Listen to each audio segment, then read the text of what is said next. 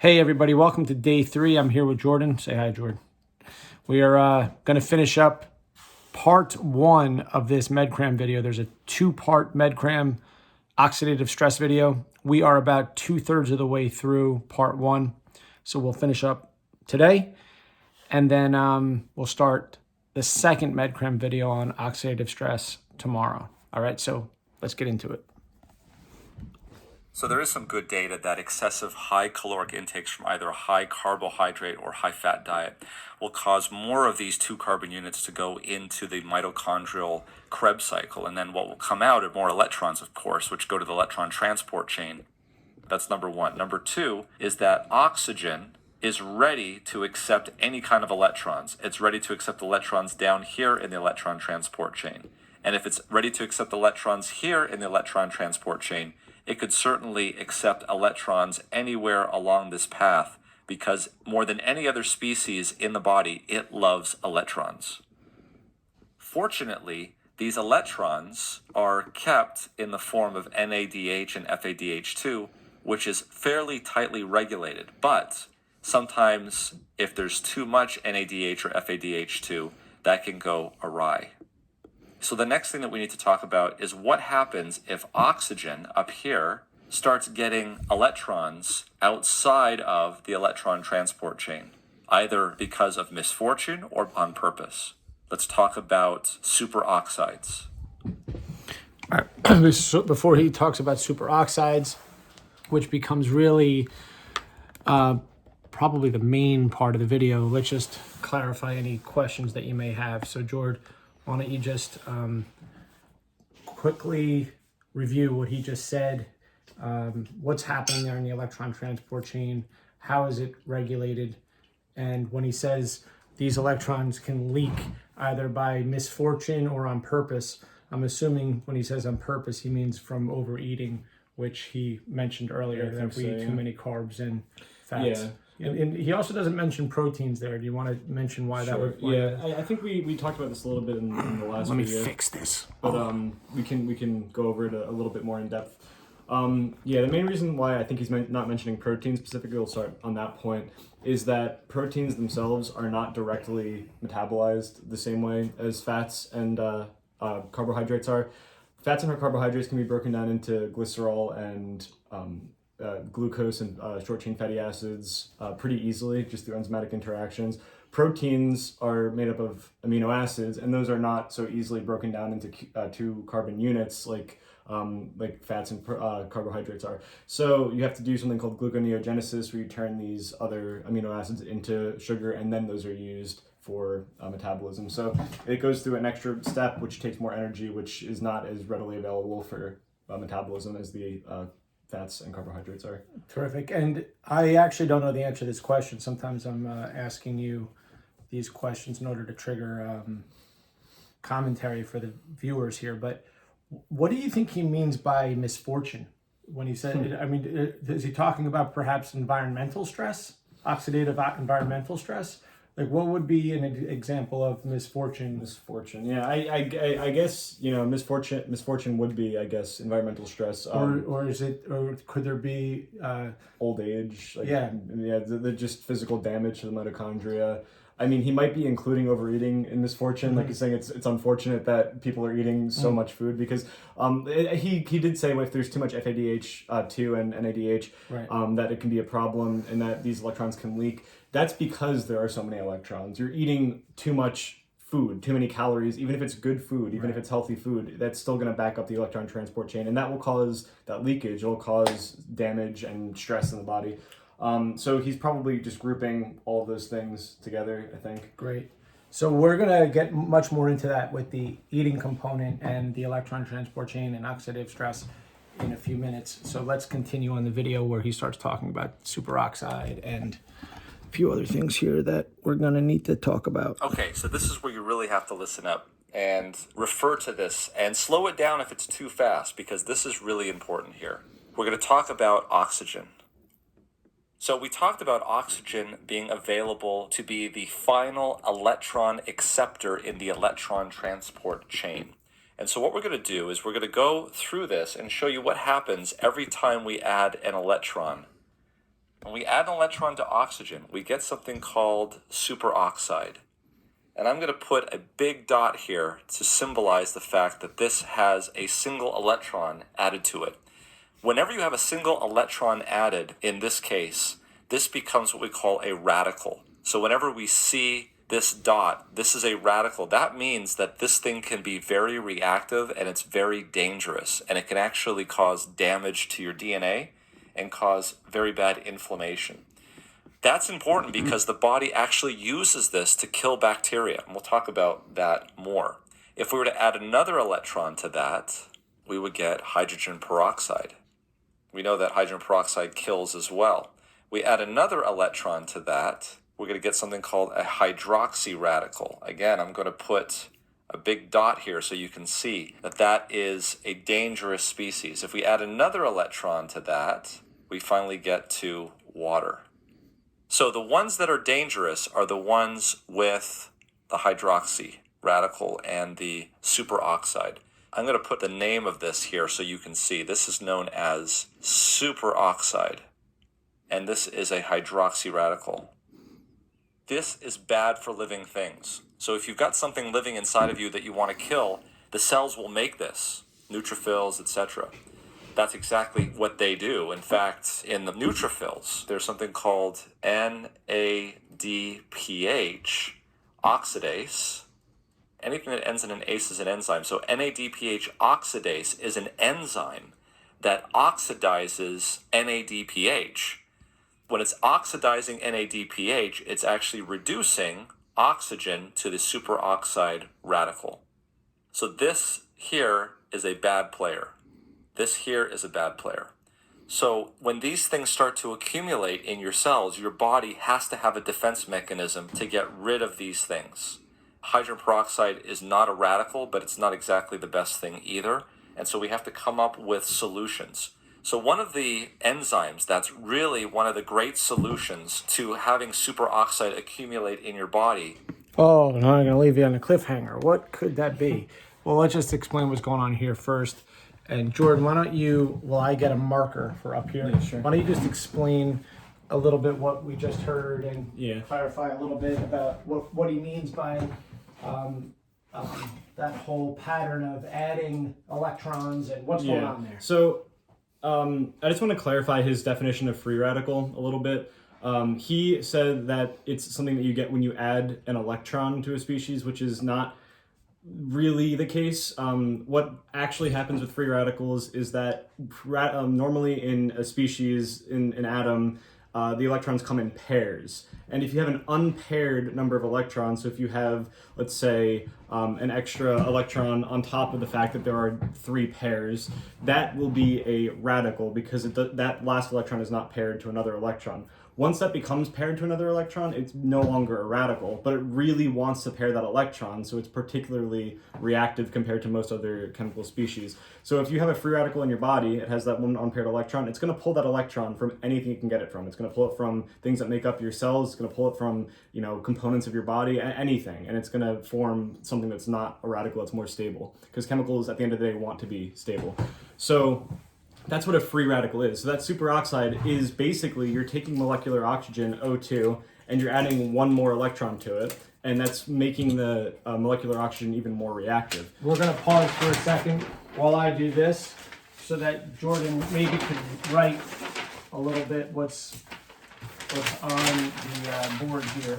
So I think that this is set up right. Yeah. So we have oxygen, right?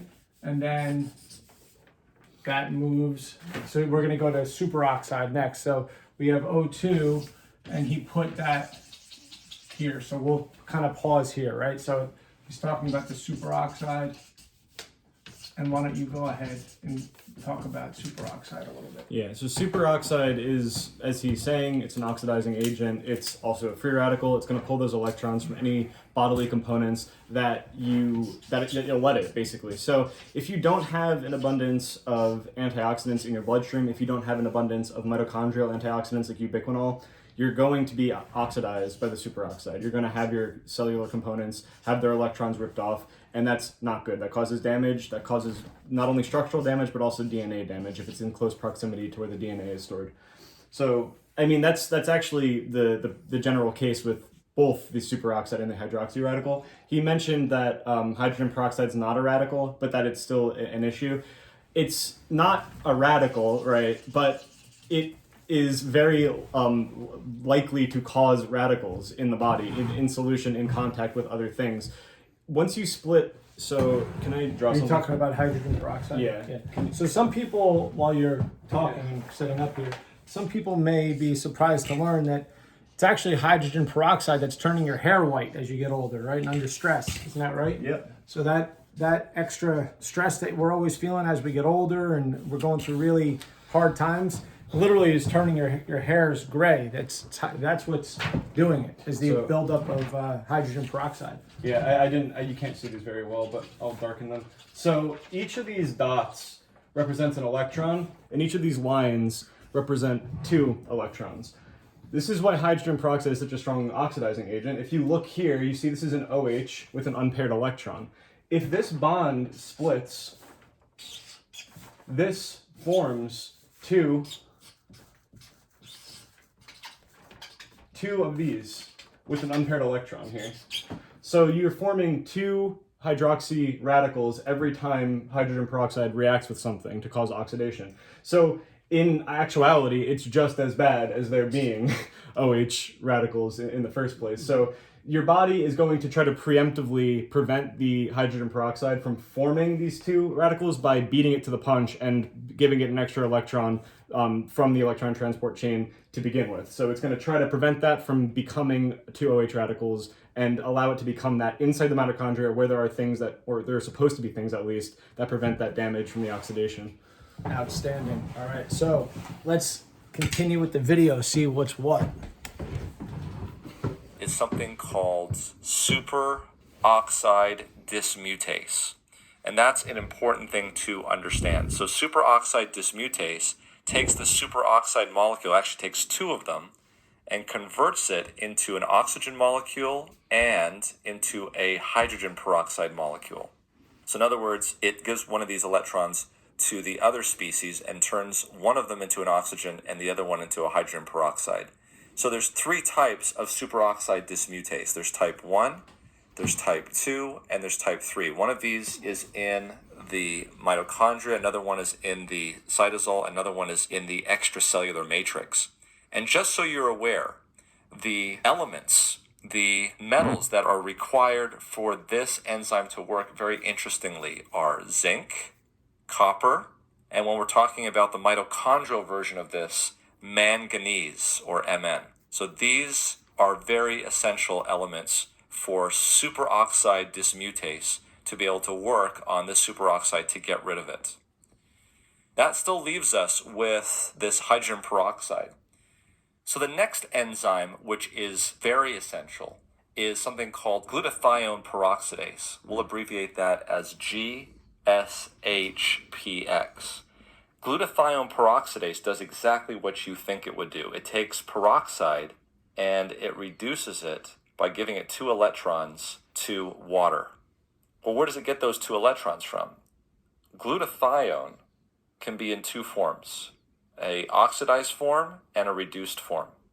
And when in the reduced form, you have 2 equivalents of glutathione with an S and a hydrogen bonded to that sulfur group. However, when it gets oxidized, it will look like this, GSSG. In other words, the hydrogens go and you have what we call a disulfide bond. How does that work? So here you have the reduced form. In this redox reaction, the reduced form comes into here. Glutathione peroxidase donates those 2 electrons to hydrogen peroxide, converting it and reducing it to harmless water. So how do we recharge our glutathione system? Well, we have to reduce it back. The way we reduce it back is with NADPH, which has the 2 electrons, and it converts that into NADP+. And that's done through glutathione reductase. Why do we call that? Because we're reducing glutathione. So here the electrons are coming from NADPH. They go into this form, which is the reduced form of glutathione. Then glutathione uses glutathione peroxidase to reduce the peroxide back to harmless water. Now there's another system that you should know about, and that's known as catalase. All right, we'll pause there. We'll talk about what you just heard. And let's first start off with going back to the superoxide and what was described here, what was necessary for superoxide dismutase, right? And he talks about the necessity of zinc, copper, and manganese, which he abbreviated as Mn. Not magnesium, but manganese.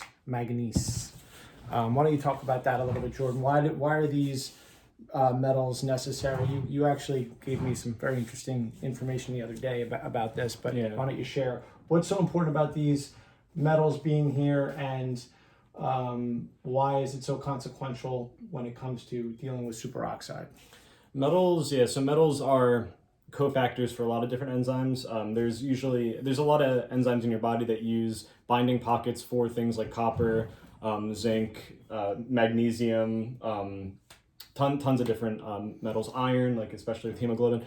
Manganese is kind of weird, I guess, because it's not in a lot of biological enzymes, especially in higher organisms. You see it a lot in bacteria. You see it a lot in other organisms that are, unicellular. They only have one cell.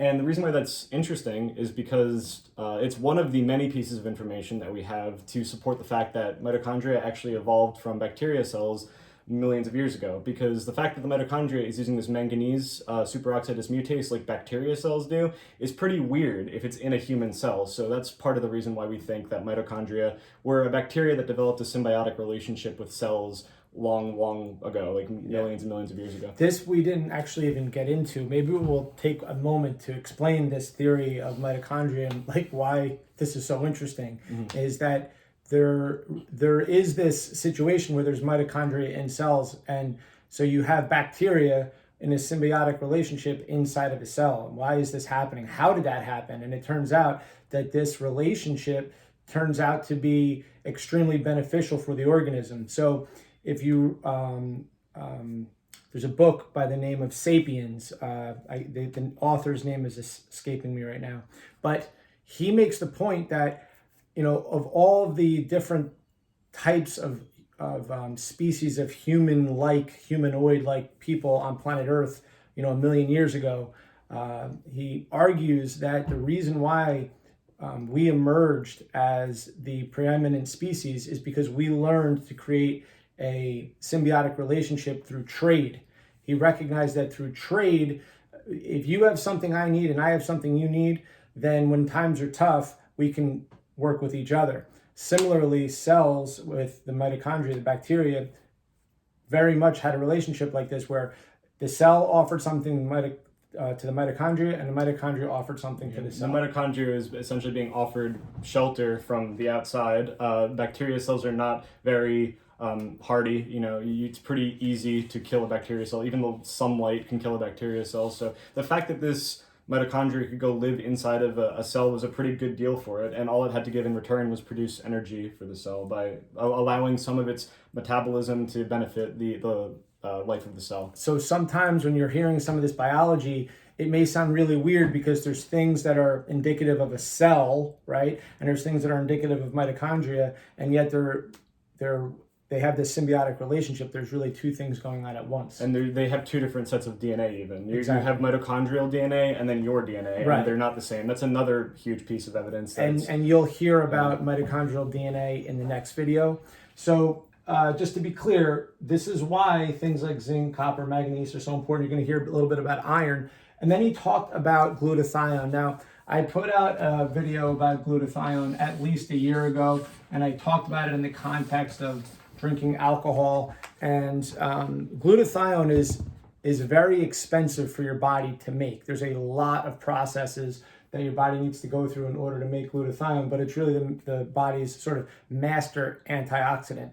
So why don't you talk a little bit about glutathione? Why is it important? Why is it important in this situation? So glutathione is different than superoxide dismutase because it's not an enzyme. Superoxide dismutase does it's called redox chemistry, reduction oxidation, so reducing things, oxidizing things. It does that via its metal that's binding, the copper, the zinc, the manganese. Glutathione, on the other hand, uses another redox active atom called sulfur. I'm sure everyone's heard of sulfur. That is the main point where the oxidation reduction has on the glutathione. So in the reduced form of the glutathione, you have the glutathione, the sulfur is attached to a hydrogen. That's called, well, I guess in the context of glutathione, it's called a thiol. And that thiol can be oxidized to a disulfide. And it does that by essentially allowing the oxygen to take in that extra electron from a free radical, or several electrons if it's reacting with something else, to instead of something else in your body. So the glutathione is basically accepting the oxidative stress instead of the body, and that's what we want to happen. And would you say that it's not that hard if you're under enough stress, meaning alcohol, food, physical stress, or mental stress, that glutathione can actually run low in your body? Yeah, easily. I just want to also mention one other thing, is that when a free radical, this is something you might be thinking of if you're thinking about free radical damage and having antioxidants react with the free radical. You might ask yourself, well, how come if you're giving the antioxidant one extra electron, aren't you turning that antioxidant into a free radical by doing that? And the answer is yeah, you are, usually.